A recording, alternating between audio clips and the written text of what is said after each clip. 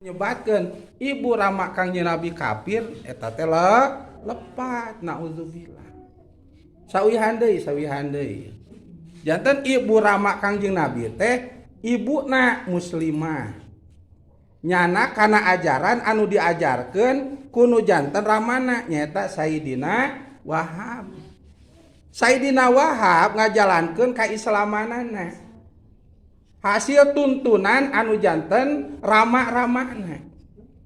Anu mana ajaran anu diajarkeunana teh nyata ajaran Kangjeng Nabi Ibrahim alaihissalatu wassalam. Kalau bekeun ramana Kangjeng Nabi Sayyid Abdullah. Islam anjeunna ge. Kenge ngajarkeun anu janten ramana Sayyid Abdul Muthalib, Sayyid Abdul Muthalib Islam. Nyana kana ajaran anu diajarkeun ku Kangjeng Nabi Ibrahim alaihissalatu wassalam. Tuh. Janten ibuna Islam ramana oge Islam. Tah salajengna dina sapina diuningakeun ku jalara Kangjeng Nabi teh nuju di kandung 7 sasi. Nah, Sayyid Abdullah pupus. Kangjeng Nabi teh henteu kantos terang kanu janten rama da kabujeng pupus teh Sayyid Abdullah teh. Salajengna kanu janten ibu ge pan Kangjeng Nabi teh teu sidik pisan. Ku jalaran waktos Kangjeng Nabi yuswa 7 tahun, anu janten ibuna oge pupus. Gitu. Janten Kangjeng Nabi mah 7 tahun teh tos yatim piatu. Tuh. Matak yatim kudu dipikanya piatu, kudu dipikanya kalintang yatim piatu kedah dipikanya teh. Ku jalaran ngalami Kangjeng Nabi teh. Kumaha jadi yatim? Gitu yatim piatu. Pan sok pirajeun ka yatim piatu teh diheureuykeun nya yatim piatu budak yatim henteu bere atuh ku ibu. Gitu ada budak keneh yatim piatu teu nyatu teu ada usaha teu bisa da budak. Harta teu aya meureunnan. Nya cekape teu nyatu ge bere ku urang gitu. Itu bere ulah dihina, bong si yatim piatu gitu. Pasihan. Matak nu dititipkeun ku Kangjeng Nabi teh di antawisna murang kali yatim. Ai yatim mah teu gaduh naon, Bu? Yatim mah teu gaduh naon? Teu gaduh rama. Rata-rata perhatikeun teh putrana atau ibuna. Rata-rata ibuna we lamun peungkeur keneh mah budak mah. Nah, gitu. Yatim piatu masyaallah. Tah salajengna Kangjeng Nabi teh rindu sono kanu janten ibu ramana satos Isra sareng Mi'raj teh, Bu. Nah, sata acan ngalih di Mekah ka Madinah, Kangjeng Nabi teh jarah hiji ka makam anu janten ramana di Mekah teh, Bu. Tah ngadoa ka Gusti di pamakamanana teh. Ya Allah, abdi hoyong tepang cek basa Sunda mah sareng anu janten rama. Dipaparinan lah mujizat Kangjeng Nabi. Tiasa ngahirupkeun deui anu tos wafat di antawisna nu wafat teh ramana kaluar ramana ti pakuburan nana dihirupkeun ku Gusti Allah kanggo ditepangkeun sareng Kangjeng ku Kangjeng Nabi teh acan kantos tepang sinareng anu janten rama supados nyacapkeun kaso Kangjeng Nabi teh terang kanu janten ramana teh di jumenengkeunana teh waktos nuju pupusna yuswa sakitu aja jumenengna teh. Tah nyacapkeun ka sono Kangjeng Nabi sinareng anu janten ramana. Da ku sauramana teh sarasa tos Islam nyana kana agama anu dicana ku Kangjeng Nabi Ibrahim. Teu dilebetkeun kana Islam deui ge Kangjeng Nabi teu sawios-wios da atos. Mung Kangjeng Nabi hoyong ngaabdolkeun kana kaislaman anu janten ramana ku sabab ngajamanan ayeuna mah. Ramana teh kana jumenengna Kangjeng Nabi na tos diangkat Nabi jeung Rasul nyata harita jumenengna teh. Maka dilebetkeun nu janten ramana kana golongan Islam anu dicana ku Kangjeng Nabi Muhammad sallallahu alaihi wasallam supados abdol. Putrana Islam salajengna diangkat Nabi sinareng Rasul ramana jumeneng pan lamun ngiring eta Rama kanu janten putra Abdol pisan gitu. Ibarat contoh putrana jadi ajengan gitu, ibu Ramana juga meneng kene salajengna eta putra teh muka pangawasan. Ari ibu Ramana ngiringan mah aya pan usame teh oh ibuna aya Ramana aya teu janten picarioseun gitu.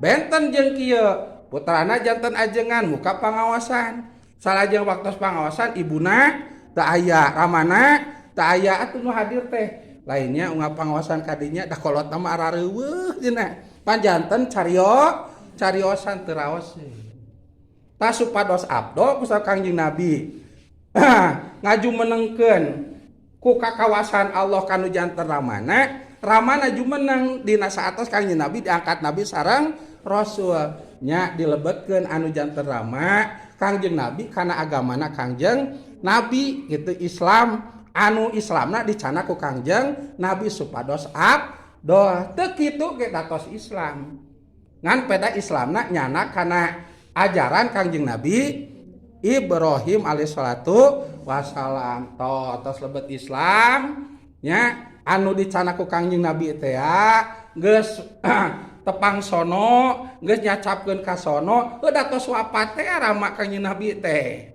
Nah berarti kudu diwapatkeun deui tah geus waktosna ngadoa ka Gusti Kangjeng Nabi supados da geus tepang teh sang janten Ramana ka kawasan Gusti dipaparinkeun kanu janten Ramana wafat deui harita. Nanti teu dipulasara tah mah. Da khususnya kanggo Kangjeng Nabi kanu janten ibu kanu janten Ramana. Da lita deui pakuburanana teh. Itu janten Ramana Kangjeng Nabi teh Islam. Tah bari Islamna teh kana Islam anu dicana ku Kangjeng Nabi tos. Atuh bagja Kangjeng Nabi teh nya angkat deui ka Gunung Abwa. Nyata bade ngajarahan anu janten ibuna sataacan ngalih ti Mekah ka Madinah. Tah salajeng ngadoa deui ka Gusti sapatos ngadoa dipayuneun makam anu janten Ramana. Ditepangkeun Kangjeng Nabi sinareng anu janten ibuna. Pokona mah nyacapkeun ka sono jeung sajabana. Tah salajengna anu janten ibuna walaupun tos Islam, anu Islamna ngiring ka Kangjeng Nabi Ibrahim, tah diislamkeun kana Islam anu dicana ku Kangjeng Nabi dilebetkeun kana golongan Islamna Kangjeng Nabi supados abdol. Tuh Islam.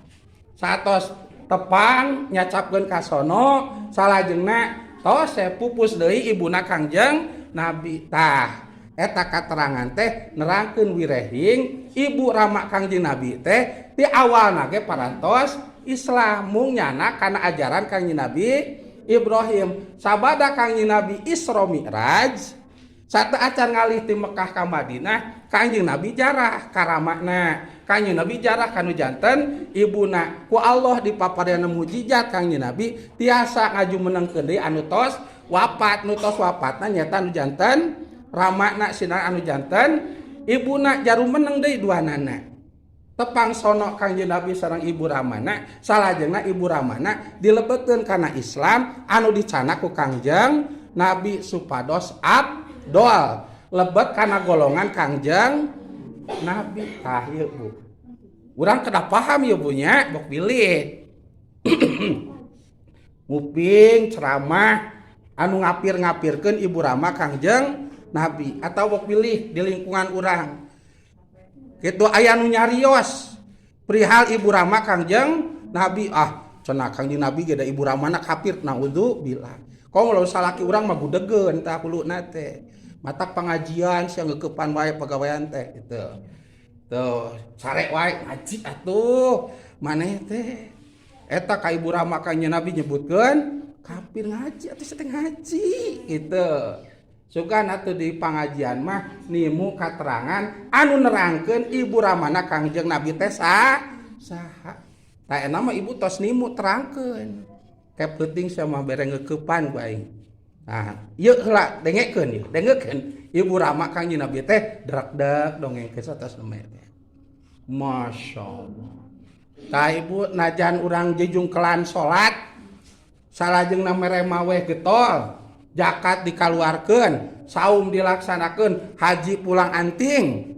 Puntennya, tapi ka ibu rama Kangjeng Nabi nyebat jalmi ka kafir moal aya gunana sadayana. Nyebat kafir ka ibu rama Kangjeng Nabi. Moal aya gunana, benu Kangjeng Nabi atuh Bu, nyeri hate Kangjeng Nabi. Anu sidik ibu ramana teh jalmi Islam, sate acan Kangjeng Nabi aya ge. Ngan ngiring kana kaislamana Kangjeng Nabi Ibrahim. Kalintang Kangjeng Nabi tos diangkat Nabi jeung Rasul, tos Isra Mi'raj, sate acan ngalih ti Mekah ka Madinah, Kangjeng Nabi hoyong tepang heula jeung anu janten ibu ramana duikeun ka dijumenengkeun deui ku Gusti. Dijumenengkeun deui ku Gusti salajengna dilebetkeun kana Islam anu dicana ku Kangjeng supados afdol. Disebat ibu rama Kangjeng Nabi jami kafir nyeri hate atuh Kangjeng Nabi teh. Gitu.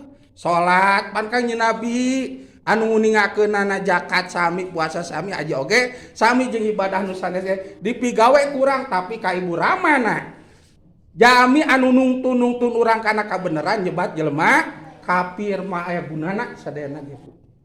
Mah aya gunana. Nauzu cek dina sulam nyebat Yahudi ka jalma Islam pan anu nyebatna tah nu nyebatna tah tam yang meulit kabitis sekolot teh mah anu jadi Yahudi mah ka jalmi Islam nyebat Nasrani anu disebat Nasrani na sanes Nasrani da Islam tapi anu nyebat Nasrani na jadi Nasrani ka jalmi Islam nyebat kafir jalma Islam disebat kafir tah anu jadi kafirnya eta jalmi anu nyebat kafirna berarti atuh kusabab kafir salat atuh moal ditampi zakat moal ditampi nguludan moal ditampi salajengna saum moal ditampi haji moal ditampi naon sabaraha dipidamel ku jalmi anu sanes jalmi itu mata kieu kade karama Kangjeng Nabi teh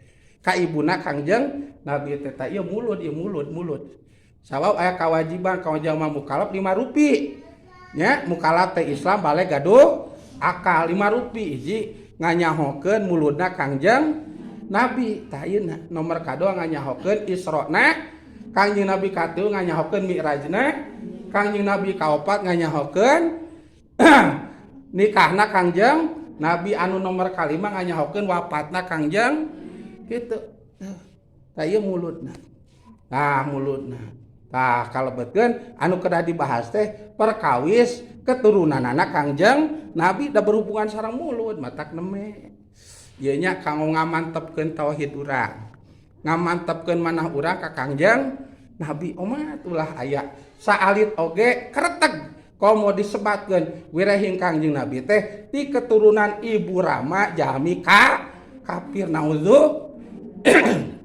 eta dongengna nya tah sawihan deui pan aya acara muludan ku bakat ku bingah eta Abu Jahal Kangjeng Nabi dilahirkeun tuk duwi ka amat anu pangmahalna diperdekakeun ngaran amatna teh Suwaibah anu akhir zaman mah Kangjeng Nabi geus lahir teh tah saatosna dinenan ku Sayyidah Aminah 7 dinten salajengna ku Siti Halimatus Sa'diyah salajengna kadituna dinenan ku Siti Suwaibah dipiwarang ku Abu Jahal kesusuan cenah Muhammad teh kumanehnya da geus merdeka ayeuna mah itu terase ku bunga-bungana Abu Jahal ngaluarkeun rezeki seueur kanggo ngajamu jami-jami anu ngalayat dina raraga Sayyidah Aminah ngalahirkeun ku bingah-bingahna Kangjeng Nabi dilahirkeun ari pek teh geus ageungna Kangjeng Nabi geus diangkat Nabi jeung Rasul Kangjeng Nabi patojaiyah jeung manehna tuk dugikeun ka peperangan nya Kangjeng Nabi deuk dipaehan ku manehna ge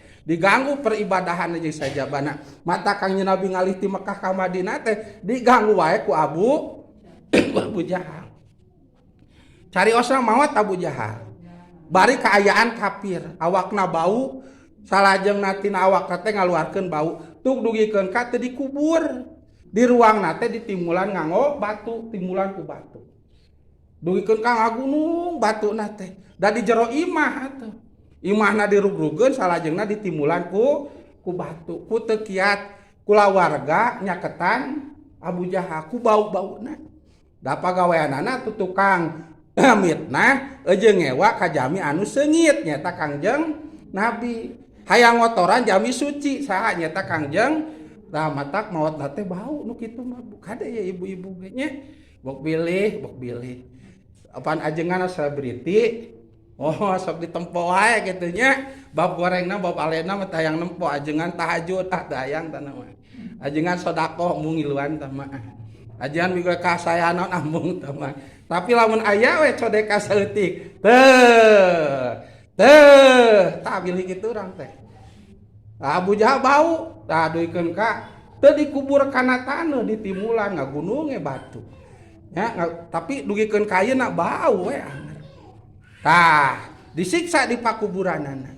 Tapi bila mana torojo dinten Senin, eta Abu Jahal teh dibebaskeun tina siksaan nana. Salajengna dipiwara ngenyotan ramo-ramo pananganana bari jieu cai tina ramo teh. Bari jieu cai. Tah anu mana disiksa genep dinten, Salasa, Rebo, Kemis, Jumaah, Sabtu, Minggu, tah tiasa seger ku sadinten. Nyata dinten Senin ku ngenyotan cai-cai eta. Tah, nah bisa diprekeun tina siksa dinten Senin. Salajengna tiasa ngenyotan ramu anu bari jieu cai, walaranana Senin teh dinten kelahiran Kangjeng Nabi. Pana dibebaskeun tina siksa kuburna dinten Senin ku sabab waktos hirupna kantos ngiring bingah kana kelahiranana Kangjeng. Tuk duikan berkorban ngamatekakeun amat namina Siti Suhaibah.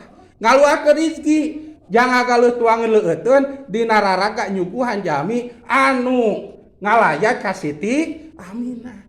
Ku bingah-bingahna Siti Aminah ngalahirkeun Kangjeng walaupun kafir tapi di pakuburanana dinten Senin dibebaskeun tina siksa kuburna. Atuh maknya urang Ibu Rama Islam, otomatis urang oge Islam. Tiap tahun osok muludan. Dugikeun ka ayeuna alhamdulillah muludan sejak ngiring bingah kana kelahiran Kangjeng Nabi. Bade sumping mulut alhamdulillah gerinya sakumanu atos-atos. Cek abdi na tampilan abdi mah bangor pan. Bangor abdi mah pang bangorna we pokona mah abdi mah. Yuk urang nyambut mulut. Henteu kieu yuk ka dieu ngumpulkeun beas diartos teu wantun kitu mah. Da teu kitu geus ngalartos.